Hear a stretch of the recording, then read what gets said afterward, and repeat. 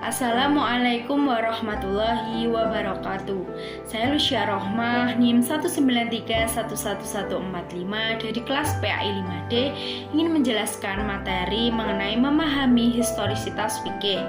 Materi yang pertama yaitu tentang historitas fikih. Al-Quran dan hadis dijadikan sumber primer di dalam Islam. Al-Quran adalah kalam Allah yang diwahyukan kepada Nabi Muhammad SAW melalui perantara malaikat Jibril yang berlangsung kurang lebih selama 23 tahun sebagai petunjuk dalam kehidupan bagi orang-orang bertakwa. Sedangkan hadis adalah segala sesuatu, perkataan, perbuatan yang bersumber dari Nabi Muhammad SAW. Islam sendiri diturunkan tidak hanya untuk dijadikan komunikasi oleh masyarakat tertentu seperti komunitas Arab, Mekah dan juga Madinah, melainkan hadir untuk menyapa aspek kehidupan masyarakat manusia kapan dan dimanapun mereka berada. Islam di Indonesia sangat beragam coraknya. Islam dibawa oleh para pedagang lalu dilanjutkan dengan dakwah oleh para tokoh seperti yang dilakukan di Tanah Jawa, yang dilakukan oleh para wali songo dan dilakukan oleh datuk di Sulawesi Selatan, dan juga ada pula yang dikembangkan oleh para dai di Indonesia dengan berbagai latar belakang pendidikan yang mereka miliki. Di Indonesia ada juga dua organisasi Islam yang sebagai representasi organisasi Islam, yaitu Muhammadiyah dan juga NU. Ada alirannya yaitu aliran Sunni dan juga aliran Syiah. Materi yang kedua yaitu tentang stagnasi tasyrik Islam. Kondisi sosiohistoris merupakan variabel yang tidak dapat dinafikan dalam melihat fikih. Kaidah usul fikih yang mengatakan hukum itu berputar lahir dan berubah bersama dengan ada tidaknya yang ilat atau berpengaruh. Fikih seringkali dijadikan alat untuk perpecahan dan legitimasi estimasi oleh kelompok tertentu. Tapi jika terjadi perselisihan, bisa kembali melakukan komunikasi dengan cara prinsip persaudaraan atau ukhuwah. Jika memungkinkan, dipertemukan atau ditolerir, sebaiknya ditempuh toleransi atau kompromi, yakni dengan mensinergikan antara akhlak dan juga fikih. Karena fikih mengatur hubungan manusia dengan Tuhannya atau ibadah, orang lain atau muamalah, dan serta lingkungan. Terdapat pembagian hukum. Yang pertama yaitu hukum idhadiyah, yang kedua hukum khuluqiyah, yang ketiga hukum amaliyah. Kemudian materi yang ketiga yaitu fenomena fikih generasi awal. Sejak Nabi Muhammad SAW wafat, terputus pula wahyu, sementara masalah terus bermunculan. Meninggalnya Nabi merupakan awal permunculan masalah di kalangan para sahabat. Meskipun demikian, bukan berarti sebelum Nabi wafat tidak ada permasalahan. Namun kehadiran Nabi Muhammad SAW menjadi rujukan yang terpercaya karena Nabi merujuk pada wahyu yang turun. Tidak jarang para sahabat melakukan ijtihad karena tantangan kondisi sosiohistoris yang berbeda dari masa Nabi. Materi selanjutnya yaitu tentang fenomena fikih di masa pembentukan mazhab. Sebagai ulama, para ahli sejarah pembentukan hukum Islam memandang bahwa mazhab-mazhab yang dibangun oleh para imam mazhab lahir dalam kitaran pengaruh politik penguasa. Kepentingan politik diduga turut berpengaruh dalam memberi corak dan juga karakter fikih-fikih yang lahir dari mereka. Ulama-ulama yang mewariskan ikhtilaf ada 4. Yang pertama yaitu Abu Hanifah Maliki, yang ketiga Imam Syafi'i, yang keempat yaitu Ahmad ibnu Hanbal.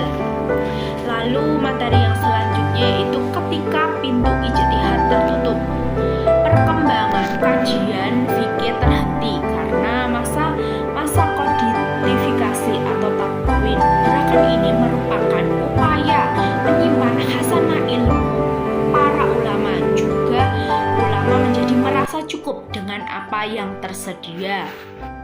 Tradisi diskusi mazhab dan juga masa kemandekan perdebatan antara mazhab atau huna hasyah mazhabiyah dinilai pihak Al-Syabani, dan ketika perdebatan ulama menaklukkan mazhab lainnya dengan membenarkan diri sendiri.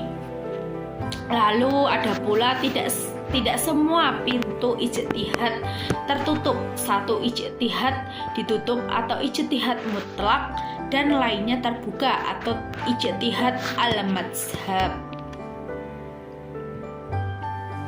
Lalu materi yang selanjutnya yaitu mengembangkan ijtihad independen atau mutlak.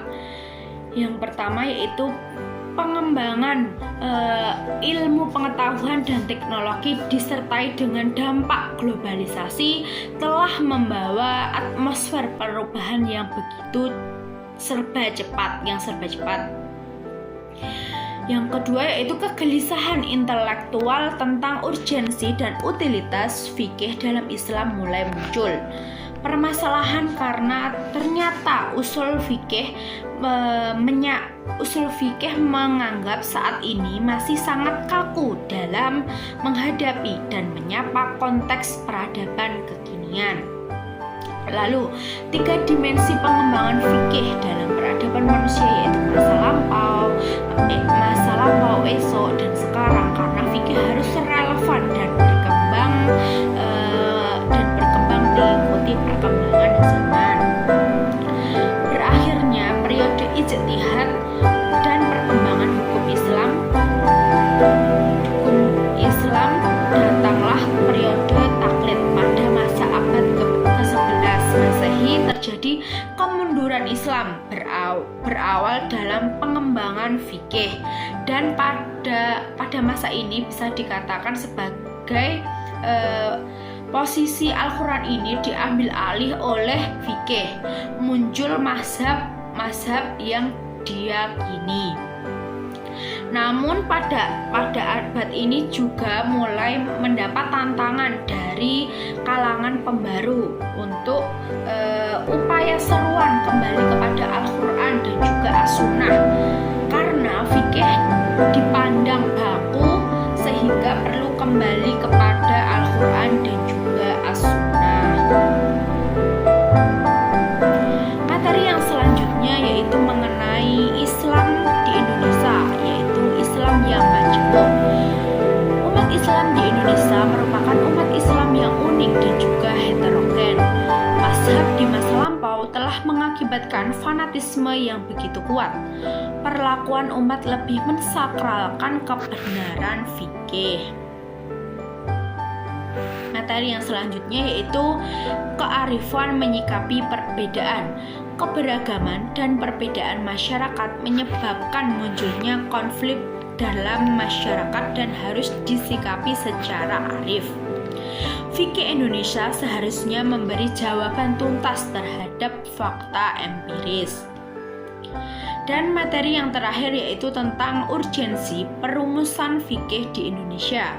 Yang pertama yaitu dibutuhkan kesadaran sejarah dan kepekaan terhadap realitas kontemporer bagi umat Islam dalam merespon konteks kekuatan. Yang kedua yaitu membaca fikih harus disertai dengan kesadaran historis. Dan fikih sebagai produk pemikiran yang dipengaruhi oleh kondisi sosiohistoris masyarakat seharusnya tidak dipandang sebagai sesuatu yang baku dan juga absolut.